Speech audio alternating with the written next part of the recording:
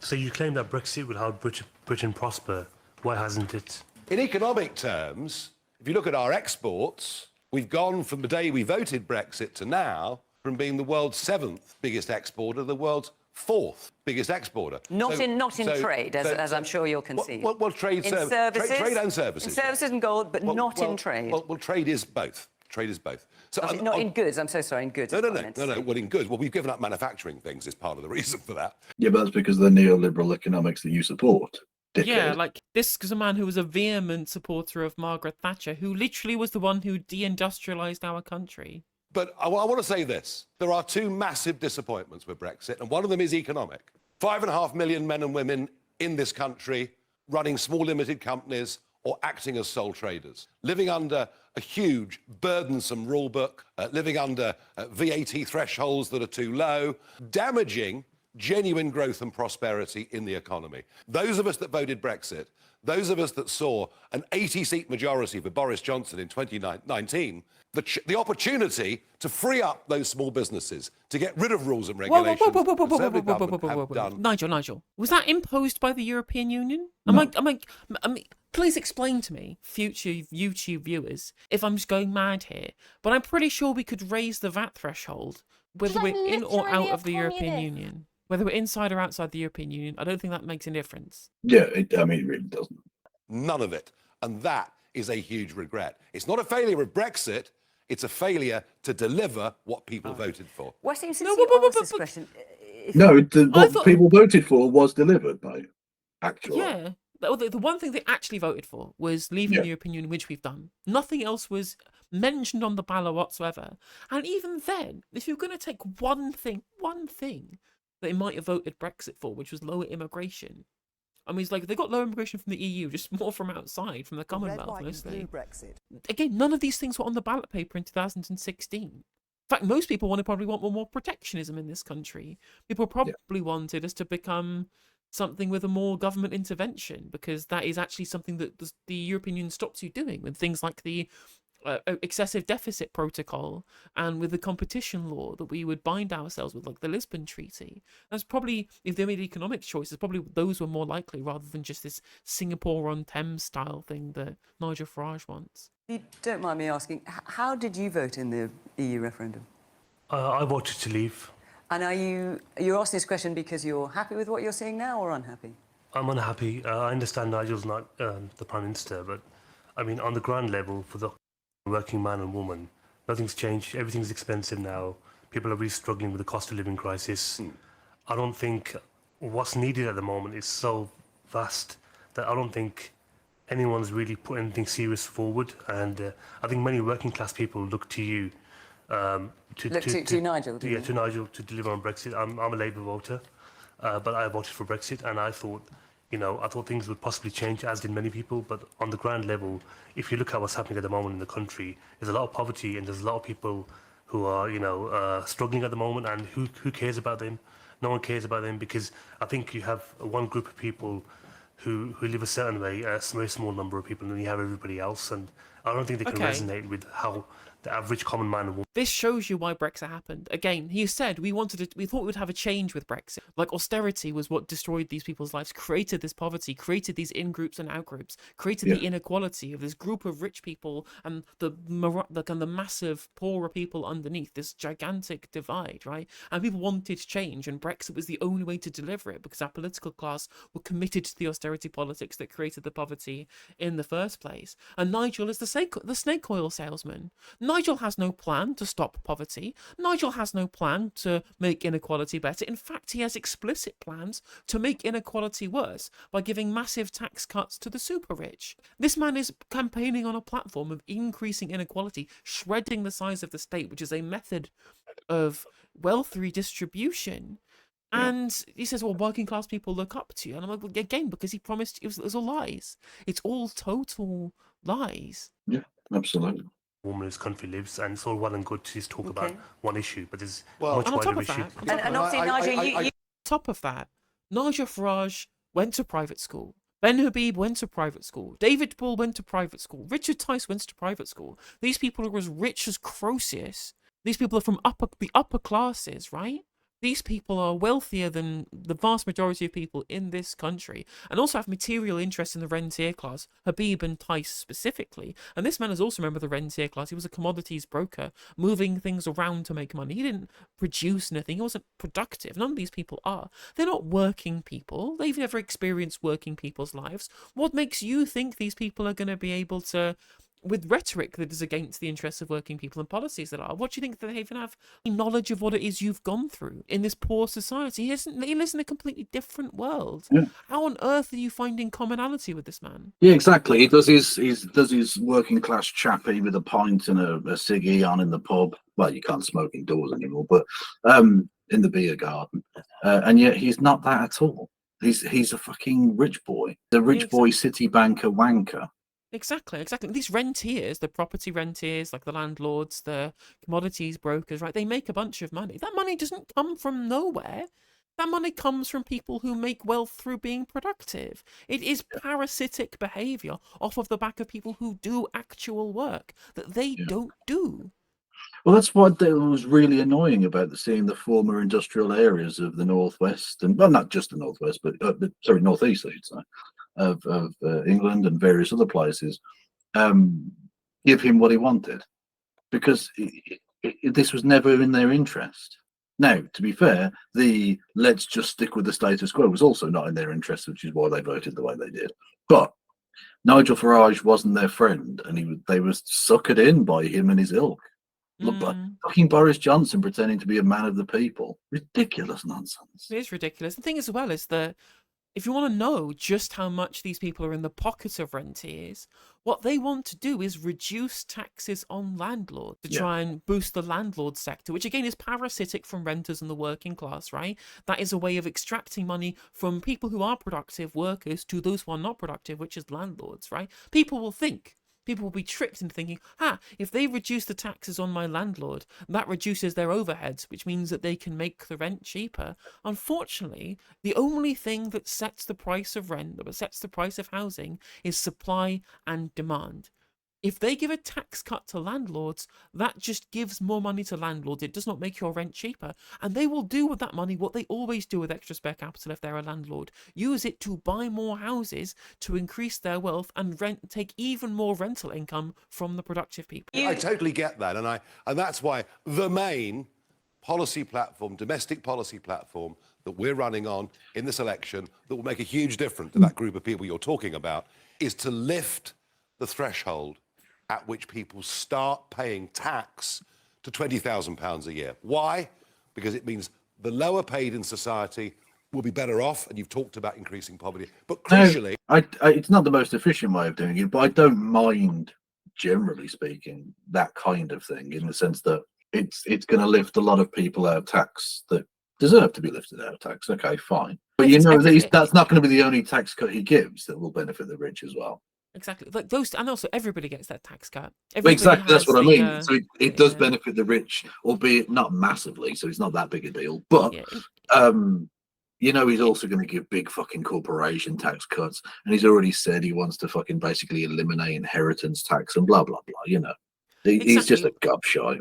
Exactly. Like everybody gets that tax cut because everybody has the tax-free threshold. So in percentage terms, the less well off will get a bigger percentage tax cut, but they'll still have the same amount nominally as everybody else. And as you say, on top of that, corporation tax cuts for even higher earners, changes in inheritance tax to be able to give richer people a load of money and poorer people a smaller amount of money. And proportionally, the richer people will have even more purchasing power, will be able to buy more assets, and poor people will be sitting around going, I've all this extra money in my pockets. Why am I even poorer? Because money is not wealth. Money is not resources. It is the method which we determine the distribution of real resources. And if you get a little tax cut and everybody else gets a massive tax cut, you have gotten poorer. Can I wait a minute, Nigel? Can I just challenge you on that? Because I know that's something you've said before. I have. But you've got other people analysing your policies and saying that actually the top 10% of households would receive, under your policies, 28 pence for every pound, but the bottom 10% would only get 2 pence for every pound. So the richest households there'd be an increase of 4.3% for them, but only 2.3% No, increase no, for no, the no. poor. So how is it No, benefiting the no. poorest? No. In percentage terms, those that would benefit the most are those on low pay. But here's the crucial bit. Well, not according Here's the to group. not according to some economists who are saying actually it would be much more. Well, we don't in think percentage increase. we don't think that staff nurses in hospital should pay 40% tax, right? People have been dragged in to higher and higher taxes. But just to check, I'm so actually you're very saying my right-wing, figures are wrong? and I loved In it. percentage terms, they're wrong. Yes. Okay, so that's the IPPRs Yeah, coming they're up. wrong. The biggest percentage winners are the lowest in society in terms of income. And let me tell you, benefits. 9.2 million people of working age not working. Here we go. They're not all layabouts. There are many people, I bet we all know people. We literally have a record low unemployment in this country. You have to go back to the 1970s for a time when unemployment was this low. There is just there aren't scroungers. There are just people who are too sick because of cuts to the NHS, which you're going to make worse by cutting the NHS budgets for your tax cuts. And on top of that, we go back to, I say, well, in percentage terms, maybe, but right, that doesn't mean that the extra money in terms of the percentage of the economy that is owned by the rich, it still means people are worse off broadly because the rich people have more of the economy in their hands. Especially also as richer people can pay to go private. They don't rely on public services. The public service cuts that he wants to pay for his tax cuts with will predominantly be felt by the people who need them on lower incomes too. On benefits who'd love to get back to work. But if they work for more than 16 hours a week, they lose their benefits. They're better off staying on benefit than going to work. They're the winners. They're the winners out of starting tax at £20,000 a year. Mums with small children and many others. And I tell you what, that would They're do going to be more poorer. for the poorest in society, more than any of the other parties have even considered or discussed. Well, at the back there, yes. Hello, I'm a doctor in the NHS. My parents and myself were migrants to this country. You've said that the reason that there's waiting lists for the NHS, there's not enough houses, there's not enough, the cost of living's too high, is because of migrants. But since Brexit, there's been shortages of critical medications in the NHS, from what I understand, because of supply chain issues, such as IV paracetamol and other medications that help people not die. As someone that we have to thank for Brexit, what would you pose that we should do about this? What Crazy, I blame right? for Crazy problems in idea. the NHS, I wasn't blaming.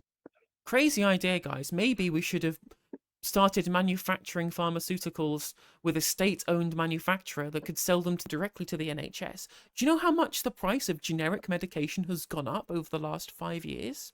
I do not. 100%. It's fucking Okay. doubled. It's doubled in price, generic medication costs, Yeah. right? Things like paracetamol, like what she's talking about there, the supply chain issues. Well, it's If we manufactured them by the state, we couldn't get ripped off because we're a monopsony. So what's happened is the pharmaceutical companies have cartelized to rip off the NHS, just undercut them with the state. We don't have to care about competition law. We've left the European Union, one of the very few Brexit benefits. it's so odd, isn't it, that most of the solutions to the problems would just be, if it was nationalised, we wouldn't have to pay through the fucking nose for it. So let's do that. Like with the trains, they were like, how would you solve this problem? Well, if we take it in hand and stop giving all of this fucking subsidy to private hands, we could actually have an affordable, even free train Yeah, but service. that would Crazy. cost that would cost too many Lego bricks, Kev. That's true. That's true. Have we considered the ergonomics of this? I don't think we have. Migrants, I was blaming the population explosion. You know, I mean, we've had a 10 million increase in the British population since 1997, a 6 million increase since 2010 when the Conservatives reason there's were not Rookie numbers. We need to get those up. And Definitely. again, like our population is full of retired people. These are people coming to work to pay taxes, to pay for people's pensions. If they don't come in, we'll have to cut people's pensions or increase tax on workers. That's the choice, right? And again, like what's weird is that they always talk about these population booms in terms of migration. Yet they also say, well, we need to get the birth rate up. And I agree, we do need to get the birth rate up. I think pro-natal policies from a leftist perspective are all good things, right? The Soviet Union helped birth rates by having subsidized childcare, for example, to help women both be able to, have families, but also contribute to the economy, for example. Like we could do things like this. But if we had, it's weird how they never talk about the burden on public services of people having children. Of white people having children. enough of certain types of medications in terms of medication, is because too many people are using them. Is that what you're The saying? reason we have a waiting list... No, the she's reason- asking, the reason you can't get a cheaper... She's asking specifically Well, no, about she the started off- difficulty. she No, started you're off- asking very specifically, she because you started mentioned off on that. paracetamol, ibuprofen. Well, here's the what have you. point. Here's the Well, point. just so we're clear And what the it's not question just is. paracetamol and ibuprofen, it's medicines. medications that are critical to keep people alive. And you're saying, in your Freed. experience, that Brexit is Yeah, either it's- wholly it's or partly since the reason Brexit. why it's Well, harder to get those medications. I do remember being told before the vote that we get all sorts of diseases if we voted Brexit, but here's the point. Freed, European Medicines Agency, and thank goodness we are. And if as a doctor you believed in the vaccine rollout, of course, you'd have noticed, and there are questions about it, but our vaccine rollout was way ahead of Europe. Why? We left the European Union. Nigel, in We fairness, threw you're back. not It's at all nonsense. answering her question. Yeah, Her question is Well, about no, a I am. shortage of medicine. We now are free from the European Medicines Agency to run our own procurement policy, which means we can buy whatever drugs we need from anywhere in the world It's not without working. having to get them registered. It's not working. Well, if it's That's not what I'm saying. working, if it's not They're working, it's party rather lines. It like doesn't back to the matter. earlier. Oh, Yeah. dear lords. We are now free. We're in charge. We can buy drugs from anywhere in the world. If the NHS is failing to do that, that's on them, not Brexit. Wow, fuck, that's incredible. So, yeah, sure, we could be buying our soluble paracetamol from Vietnam. We're part of TCP, TPP, TCP, PPP, whatever the fuck it's called, the toilet paper agreement, right? We're part of this international trade agreement with Vietnam. I'm sure it would be easier to import these things from Denmark than it will be from Vietnam, or indeed manufacture them with a state-owned company, which would be even cheaper. Indeed. Yeah. Also, nothing can ever it's like holy scripture. Brexit can never be the fault for anything. Yeah, rather than paying these slightly higher prices post-Brexit for European medicines, why don't we pay for those same medicines and also the shipping costs across the entire Pacific? They have extant patents to drugs like my ADHD meds after Brexit, while the EU has allowed such patents to expire, meaning British companies can now sell generic versions to them, but not in the UK. That's incredible. That's That is absolutely incredible. that is fucking mad. That is mad shit. I hate IP laws so much. I hate it so much. It's unbelievably whack. Opposite. You're all poorer because the tax Brexit, burden yes, thank you. is now, for working people, is now the highest since 1968. And even then- And this is the trickery. And even then, like, we wouldn't need to pay so much tax if we just had a bunch of state assets. But your hero, Margaret Thatcher, sold all that shit off. I mentioned earlier about staff nurses. 40p tax was the top rated tax in this country, right? From the mid-80s right through to the end of Tony Blair's Okay, time. right. We're going to start with the 1980s. That's a weird place to start, isn't it? Do you want to tell us what the high rate of tax was before then? And how much better our society was? You want to talk about the taxation when we used to tax No, corporations he's at not- 90%? History started in 1979, I'll have you know, and not a second beforehand. And 1.5 million people paid that top rate of tax. Because of sleight of hand and freezing allowances, by the end of 2027, it'll be 8 million people paying that level of tax. Pause again. Fascinatingly, both Labour and Conservatives agree they're going to keep the tax bands frozen. You will all be paying more tax under the next government, whether it's Labour or whether it's Conservative. We heard from the Green Party before you, and to me they felt full of hope. Listening to you, it feels full of fear. Does that bother you, that you give an atmosphere of fear and perhaps people vote No. for you because they're worried about what will happen? I want to help the poorest in society, lift them out No, of you society. don't. By making us into a tax haven, because the thing about tax havens is they're very good to their poor, very good. Yeah, absolutely, absolutely. You know, it's almost like the country where it's best to be poor are the ones where taxes are extremely high or have large states. Like, it's really good to be poor if you're in Sweden or Finland. Well, it's not really good, but it's better than being poor in other places. I get the point you're making, yeah. Well, it's not. Yeah, it's much better Correct. than, say, in like America. It's much better to be Yeah. poor in Finland because they have basically no homeless people anymore. Get people off benefits, which won't just help them economically, but psychologically too. I want to get a grip on the population explosion so that for the NHS and others, we can start to catch up. I want our young people, our small businesses to be freed from regulation, to become more profitable. Actually, what I'm offering is, and look, we know Labour are going to win, right? We've known from the start Labour will win. What I'm offering is a platform to campaign on for the next 5 years. It is positive, it is optimistic, it is about building a better Britain, but recognising that right now it's broken and the two leading parties, offer no solutions at all. You should mention the Green No, no, Party. the black t-shirt, yeah, on the left. Yeah, You should talk about the Green Party offer solutions, Nigel. Why don't you respond to the question? fair point. Nigel, how do you plan to pay for it? Like, there's a lot of stuff in your manifesto, but how do you actually plan to pay for all this stuff? Conservative and Labour, you know, they're not offering all these things you're offering. So how do you actually plan to pay for it all? Fair dues. Point number one, a racket that goes on between the Bank of England and the banks with their money. I'm not a big fan of the banks, as some might know. That's costing up to £35 billion a year. I'm Not anymore, literally a you're not, no. communist. The thing Not is before. that when he talk, what this is, he's talking about here. He's talking about the fact that we pay interest on gilts held by the Bank of England that were bought during rounds of quantitative easing. Yeah. And to stop paying the interest payments on these to the bank essentially is where they get their money to give us rates on savings from. So if he does this, savings accounts will be very unlikely to be able to give interest on savings, which is really bad for the economy. Now, I do think this needs reforming. We do need to tier this so the banks with huge amounts of reserves don't get huge amounts of extra reserves from interest payments. We don't need to pay them. But getting rid of it entirely, I have been told by people smarter than I, would be essentially monetary financing of government deficits, which is what I want to do. Actually, I like monetary financing of government deficits. It's essentially MMT, but he's doing it for tax cuts, which would crash the economy like Liz trusted, not indeed for investment on the supply side, which is what wouldn't crash the economy. Also, yeah, he did appear to really want to be in Coots. So that bank he was very fond of, apparently. Yeah, Nat West, big fan. Point number two, the HS2 project, which is just hopelessly out of date for the modern world. I'd scrap the rest of that. We'd save £35 billion. But the big one. So you're just going to leave all the HS2 that's already been built, that's all just going to be scrapped, all the Well, construction very yards often everywhere, in that's all there. life, the first cut's the best cut. We started off with HS2 What? with an estimated The fuck does that mean? And also, that's not going to save you 35 billion. That's projected over like a parliament, right? And also on top of that, again, you'd have wasted huge amounts of money, and also you'd be losing all of the revenue that you'd gain from all of the extra like economic benefits you get from HS2. It's also not a relic of a bygone age. It is literally the future. It is what China is doing right now. bill of 38 billion. Suddenly it looks like it could be up to 150 billion. So money down the drain then, essentially. Yes, but rather than putting more down the drain. But the No, big because one is this. we'd have trains. We'd have a literal train.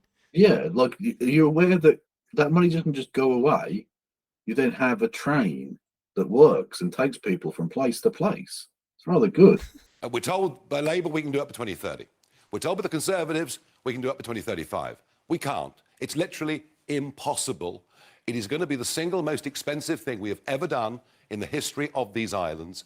We can comfortably save £30 billion a year by growing up and being sensible and recognising if we want carbon-free energy, reliable, not intermittent, carbon-free energy, the only way to go is small modular nuclear reactors. Okay, and that's the future that I foresee. I'm afraid I have to cut you off there, Nigel. Forgive me. I mean, don't get me wrong. I think nuclear has to be in the mix. But the idea that what you're going to build, how many would you have to build in order to satisfy the fucking shortfall? And when are you going to start building them exactly? Because they're not going to come online next week. What are you going to do in the short term? That's not an answer to anything, Nigel. Hey there, if you enjoyed the video, make sure that you like and leave a comment. That helps the video out in the algorithm. If you subscribe and ring the bell, it'll let you know when I go live. I stream every day on YouTube and Twitch. You can also follow all of my socials down in the description. And if you want to support me in a more financial manner, there's a join button for membership. It's just 99p to be a member on YouTube, as well as a Patreon, and there's some merch there as well. And hopefully I'll catch you on the next video. Take care.